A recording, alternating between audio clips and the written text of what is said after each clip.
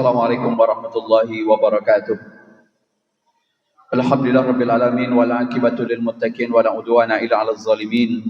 Asyhadu an la ilaha illallah wahdahu la syarika lahu wa asyhadu anna Muhammadan 'abduhu wa rasuluh. Allahumma salli ala Muhammad wa ala alihi wa ashabihi wa man tabi'ahum bi ihsani ila yaumiddin. Wa qala Allah ta'ala fil Qur'anil Karim, ya ayyuhalladzina amanu taqullaha haqqa tuqatih wa la tamutunna illa wa antum muslimun. Hadirin hadirat Bapak Ibu sedang jemaah yang berbahagia, bersyukur kita kepada Allah Subhanahu wa taala dalam limpahan rahmat karunia-Nya. Siang hari yang berbahagia ini Allah masih memberikan kita kesempatan untuk kembali bersua di tempat yang mulia ini. Dan mudah-mudahan tentunya seluruh amal ibadah yang kita lakukan diterima oleh Allah Subhanahu wa taala. Salawat beruraikan salam tercurahkan pada baginda alam Nabi Muhammad sallallahu alaihi wasallam. Allahumma salli ala Muhammad. Mudah-mudahan tentunya dengan senantiasa bersalawat kepada beliau, kita termasuk di antara bagian orang-orang yang mendapatkan syafaatnya. Hadirin Bapak Ibu sedang jemaah yang berbahagia, setiap saat dan setiap waktu sering kita mendengarkan orang yang mendapatkan musibah. Ada yang mereka meninggal diakibatkan oleh sakit, ada juga di antara kita yang tidak mengetahui apa penyebabnya. Namun demikian, tua ataupun muda, asal sampai pada masanya maka ajal telah tiba. Tidak seorang pun di antara kita bisa menolaknya, baik memintanya diundurkan atau minta didahulukan. Namun demikian, di dalam Al-Quran Allah menceritakan kematian itu sengaja diberlakukan sebagai tolak ukur siapa yang di antara kita berbuat baik dan siapa di antara kita yang berbuat buruk. Itulah yang Allah katakan dalam Al-Quran, alladzi khalaqal mauta wal hayata liyabluwakum ayyukum ahsanu amalah. Dan Allah menciptakan kematian dan kehidupan sebagai tolak ukur siapa di antara kita yang berbuat baik semasa hidupnya. Namun sedang jemaah yang berbahagia, secara naluri kemanusiaan tidak ada orang yang ingin kematian. Bahkan kalau dikatakan apa yang paling dibenci oleh manusia, yang paling dibenci oleh manusia adalah kematian. Berapa banyak orang hari ini sakit, kalau kita bertemu mereka hanya mengharapkan, Pak tolong doakan kami kemudian mudah sehat kembali. Dan tidak sedikit juga orang yang hari ini berobat menghabiskan hartanya. Bahkan apapun yang bisa dia lakukan akan dia laksanakan asalkan dia bisa sehat kembali. Harapannya tentunya diberikan oleh Allah hidup yang lebih lama. Namun demikian, ketika kematian itu tiba, kadang-kadang menyadarkan kita. Atau dalam tanda kutip ada yang disebut dengan kesadaran terlambat. Maka di dalam Al-Quran surat Al-Qiyamah itu dikatakan kalla idza balagatit turab wa qila man raq. Kata Allah, dan apabila ruh itu sudah berada di kerongkongan kalian, wa qila man raq, katakan, dan Allah berkata, tanyakan kepada mereka siapa yang akan bisa menolong. Maka sidang jemaah yang berbahagia, itu yang terjadi dalam kehidupan kita. Kalau sudah terbaring di rumah sakit, berada di ruang sempit yang namanya ruang ICU, yang tidak ada teman kecuali alat-alat medis yang melekat dalam tubuh kita. Kalau mungkin dikatakan wakilaman raq, katakan kepada orang yang ajalnya sudah dekat, siapa yang akan menolong? Mana anak yang kita cintai?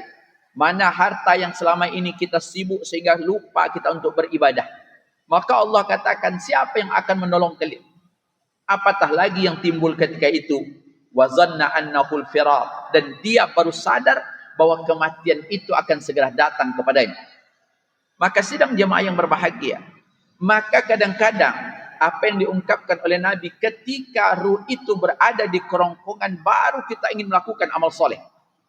Di dalam sabdanya Nabi mengatakan fa idza balaghatin nafsa kahad, sembari ketika itu Nabi mengatakan tak kala ruh itu berada di kerongkongan dan Nabi menunjukkan kepada lehernya, kulta, dan kalian baru mengatakan atasaddaq, saya ingin bersedekah. Maka apa yang dikatakan Nabi? Wa ana awanun tasaddaq, apalagi yang dia akan sedekahkan. Maka pada saat itulah sesungguhnya penyesalan akan tiba. Diberikan kesempatan beribadah, dia tak mau melaksanakan. Dikasih badan sehat, tapi dia menghindari untuk berbuat kebaikan. Yang dilakukan adalah keburukan, tapi saat itu ketika kematian datang baru dia ingin berbuat baik. Maka apa yang diungkapkan oleh Nabi dalam hadis lain? Ma min ahadin yamutu illa nadam. Tidak ada seorang pun yang meninggal, kata Nabi, tidak seorang pun yang mati kecuali mereka akan menyesal. Ada sahabat yang bertanya kepada Nabi, "Wa man nadamu ya Rasulullah?" Apa yang mereka sesali ya Rasulullah? Apa kata Rasulullah? "In kana musinan nadama an la yakunu asdad."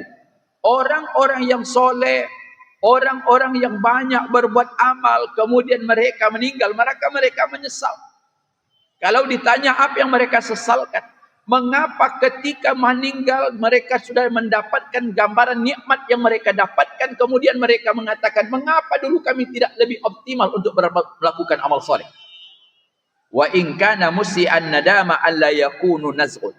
Tapi orang-orang yang berdosa, orang-orang yang meninggalkan kebaikan, kata Rasulullah, mereka menyesal. Apa yang mereka sesalkan? Mengapa sebelum meninggal dulu mereka melakukan taubat kepada Allah?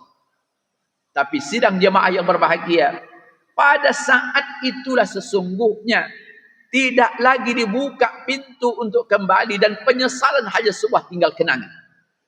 Maka di dalam ungkapan lain, Al-Hasan rahimakumullah mengatakan, "Laisa ahadun min ahli samawati wal ardi illa yalumu nafsahu yaumal qiyamah." Apa yang dia katakan? Tidak ada seorang pun di antara makhluk yang ada di langit dan di bumi, kalau mereka sudah meninggal, melainkan mereka akan menyesal. Maka sidang jemaah yang berbahagia, kalau demikian apa yang harus kita lakukan? Tidak ada kecuali melakukan amal soleh. Pertanyaannya, apa yang disebut ukuran amal soleh? Yang menjadi ukuran amal soleh itu adalah ketika kita beramal karena Allah dan kita melakukannya sesuai dengan sunnah. Maka apa yang diungkapkan oleh Fadail bin Iyad, "Al-amalu la yuqbalu hatta yakunu khalisan sawaban." Sebuah perbuatan itu tidaklah dianggap melakukan amal soleh kecuali dia katakan dia melakukannya atas nama sunnah, kemudian melakukannya karena ikhlas. Fal khalis, yang ikhlas itu yang dikatakan Fadail bin Iyad, idza kana lillah, engkau melakukannya karena manusia, karena Allah. Hari ini sedang jemaah yang berbahagia, tidak sedikit di antara kita sibuk ingin mendapatkan pengakuan dari manusia. Kita ingin diakui orang baik, kita ingin menjadi orang terkenal, bersyukur kalau viral, setelah viral kita akan mendapatkan nikmat cuannya dunia. Tapi bukan itu yang dikatakan, kata Fadail bin Iyad. Yang amal soleh itu in kana lillahi wassawabu in kana ala sunnah. Yang amal yang akan diterima itu dia katakan, pertama engkau melakukannya karena Allah, dan yang kedua engkau melakukannya berdasarkan sunnah. Maka sidang jemaah yang berbahagia, ini yang pernah diungkapkan oleh Ibnu Qayyim Al-Jauziyah, "Al-amalu bi ghairil ikhlas wal ibtida' kal musafir yamla'u nafsah." Apa yang dia katakan? Orang yang beramal tapi dia tidak ikhlas seperti orang yang berjalan membawa pasir di punggungnya yang tidak memberikan manfaat. Kalau ada orang berjalan di padang pasir, kemudian dimasukkan pasir itu ke dalam tasnya atau karung, kemudian dia bawa. Untuk apa yang dia bawa? Dia pun tak mengerti. Kemudian kalau dia bawa hanya memperberat dirinya. Maka seperti itulah yang dikatakan ulama. Orang yang beribadah kemudian mereka tidak ikhlas, maka apa yang mereka lakukan menjadi hal yang percuma. Yang kedua, sedang jemaah yang berbahagia, ketika kita masih hidup ini, yang perlu kita pikirkan agar amal yang kita lakukan ini setelah kematian dia memberikan faedah. Amal apa itu? Itulah yang kita sering sebut dengan amal jariah. Maka pernah Nabi mengatakan, inna mimma yakhluqul mu'min min amalihi wa sanati ba'dal maut. Ada beberapa amalan yang kata Rasulullah, yang apabila dilakukan seseorang, maka kalau mereka wafat, maka amal itu memberikan kontribusi kepada dirinya. Pertama dikatakan ilman allamahu wa nasyarahu. Pertama ilmu yang memberikan kebaikan kemudian dia sebarkan. Bersyukurlah orang-orang hari ini menyebarkan ilmu. Walaupun mungkin tidak banyak, tapi bisa menjadi penerang di kemudian hari. Ada seorang ayah muda hari ini yang bacaan Al-Qurannya bagus, mudah-mudahan bisa mengajarkan anaknya Al-Quran. Kalaupun tidak seluruhnya, minimal dia bisa menghajarkan anaknya membacakan Al-Fatihah. Bayangkan berapa besarnya pahala Al-Fatihah. Begitu dia akan mengajarkan kemudian anaknya nanti sholat. Sampai akhir hayat anaknya, kemudian anaknya terus membaca Al-Fatihah. Minimal ketika menjadi rukun sholat. Maka berapa besar. Yang kedua yang dikatakan adalah waladun shalihan tarakahu. Amal soleh yang akan terus mengalir adalah seorang ayah yang meninggalkan anak yang soleh. Anak soleh itu bukan berdasarkan prestasi duniawi, tapi ukurannya adalah melakukan ketaatan kepada Allah. Berapa banyak orang hari ini sekolah, berapa tinggi jabatan yang ia nikmati, tapi tidak bisa memberikan apapun kepada orang tuanya. Maka dulu ketika Ali bin Abi Thalib pernah ditanya, siapa orang yang mandul? Maka dia katakan yang mandul itu bukan orang yang tidak punya anak, tapi orang yang memiliki anak, tapi tidak seorang anak pun yang bisa memberikan kebaikan bagi orang tuanya. Kadang-kadang maaf, jangankan setelah orang tuanya tiada, waktu hidup pun masih banyak anak-anak yang hari ini tak peduli dengan orang tuanya. Apalagi dalam dinamika kehidupan kita hari ini, banyak yang diberikan oleh pemerintah untuk mensupport pendidikan. Tapi maaf, dunia anak-anak kita dengan demikian rupa sulit rasanya dan tantangan sangat besar untuk menciptakan anak yang soleh. Yang kedua yang dikatakan setelah itu, wa mushabatun warasahu, Al-Quran yang ditinggalkan atau mushaf. Tetapi hari ini insya Allah kita tidak kekurangan Al-Quran. Berbagai masjid banyak Al-Quran di rak-rak. Tapi yang sayang itu cuma satu, yang membacanya. Yang berikutnya dikatakan masjidan banahu, masjid yang didirikan. Ini juga untuk saat ini insya Allah masjid kita banyak. Bahkan apa yang kita sampaikan kemarin trennya, di akhir zaman itu kata Nabi, yatabahad nasu bil masajid. Manusia akan berlomba-lomba mendirikan masjid. Itulah sedang jamaah yang berbahagia yang kita lihat hari ini. Di beberapa tempat, bahkan bukan hanya lingkungan RW, RT pun ada masjid. Karena memang masyarakat kita termotivasi. Apalagi kalau disampaikan ayatnya, man bana lillahi masjidan banallahu lahu baitan fil jannah. Barang siapa yang membangun masjid di dunia, maka Allah akan membangunkan baginya rumah di surga. Sehingga berlomba-lomba orang membangun masjid, sebuah tindakan positif.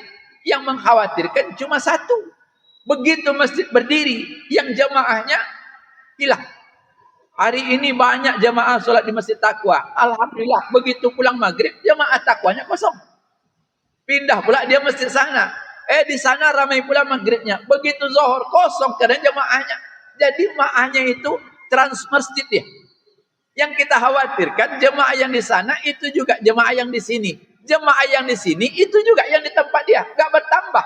Jumlah masjid bertambah, tapi secara kumulatif jumlah jemaahnya berkurang. Itu juga yang terjadi hari ini. Ada anak-anak yang belajar, di sekolah ini ramai, di sekolah ini sepi. Kita merasa seluruh sekolah itu ramai, rupanya tidak. Yang berikut dikatakan yang tidak kalah penting, wa baitan li ibni sabil. Kalian mendirikan rumah untuk orang singgah. Ibnu Sabil itu mungkin hari ini orang musafir. Jadi kalau ada tempat-tempat bapak punya kekayaan, kan tidak seluruh orang mampu untuk hidup hotel. Apalagi sekarang kita di Pekanbaru, banyak daerah-daerah yang kadang-kadang orang pergi berobat ke Pekanbaru, tak ada tempat, maka mudah-mudahan masjid menjadi tempat yang terbaik. Jangan seperti beberapa kasus di Sumatera Utara kemarin, ada orang yang tidur di masjid, dituduh mencuri, kemudian diprovokasi, akhirnya meninggal karena sebuah tindakan yang tak layak. Yang hebatnya lagi, yang tukang pukulnya orang yang tak pernah ke masjid. Ini hebat. Tapi memang ya juga, kalau ada jemaah, kadang-kadang jemaah itu pergi tidur aja ke masjid, begitu azan pulang pula dia. Ini masalah juga. Jadi tidak ada salahnya satu saat masjid juga punya tempat penginapan gratis, tapi tentunya dibatasi masanya. Kalau sempat sebulan, itu kos namanya itu. Nah, yang berikutnya apa yang tidak kalah? Shadaqatun akhrajahu min malihi fi sihhatihi wa hayati. Berikutnya kata Nabi, di antara amal yang baik itu adalah bersedekah di waktu hidup dan di waktu sehat. Jangan bapak nunggu begitu nak mati, nak kalau mati bapak sedekah. Belum tentu disedekahkan lagi. Kalau nak sedekah sekarang sedekahlah. Maka ada seorang laki-laki datang kepada Rasulullah. Kemudian dia bertanya, ya Rasulullah, ayu sadaqatin a'zamu ajran. Ya Rasulullah, sedekah yang paling baik itu waktu apa? Kata Nabi, sahihun taksal faqra wa ta'mal al-ghina. Sedekah yang baik itu kata Nabi, ketika kamu masih sehat, selera nak makan banyak, kamu bersedekah. Tapi kalau bapak dah asam urat, kolesterol tinggi, Pak saya nak sedekah daripada tidak termakan. Itu beda rasanya. Jadi kata Nabi, sedekahlah di waktu sehat, Sedekahlah di waktu kita membutuhkan, sedekahlah di waktu kita takut miskin, dan bersedekahlah di waktu tentunya kita sangat membutuhkan. Dan memang tidak dilarang kalau bersedekah untuk jenazah, tapi tentunya pandai menempatkan diri sehingga tidak salah dalam konsep. Sering kita menemukan, Pak, kami membuat acara ini acara sedekah. Luar biasa. Termasuk kadang-kadang, Masya Allah, ada tengah masyarakat, nanti tolong bacakan ayat Al-Quran. Kadang-kadang yang dibacakan pun tak pernah baca Al-Quran. Ini juga aina juga. Saya pernah ketemu juga kadang-kadang di tengah masyarakat yang perlu diperbaiki. Ada orang meninggal, Al-Quran ditaruh di kepalanya. Itu kan aneh juga, Pak. Ketika tanya mengapa taruh di kepalanya, tidak tahu juga Pak Ustaz. Waktu hidup pernah baca Al-Quran tidak? Iqra aja tidak pandai dah Pak Ustaz. Nah, ini aneh juga. Jadi kalau nak baca Al-Quran, bacalah sekarang. Nak sedekah, sedekahlah sekarang. Karena sesungguhnya setelah mati, apa yang pernah disampaikan oleh Rasulullah kepada Aisyah, apa yang kau infakkan itulah milik kita. Dan apa yang kita makan itu akan menjadi terbuang. Mudah-mudahan dari kematian ini belajar bahwa hidup ini tidak akan lama. Dunia ini adalah alam panah. Sehebat-hebat kita, sampai pada masanya, tinggal nama dan amal soleh yang akan menemani kita. Mudah-mudahan ada manfaatnya. Assalamualaikum warahmatullahi wabarakatuh.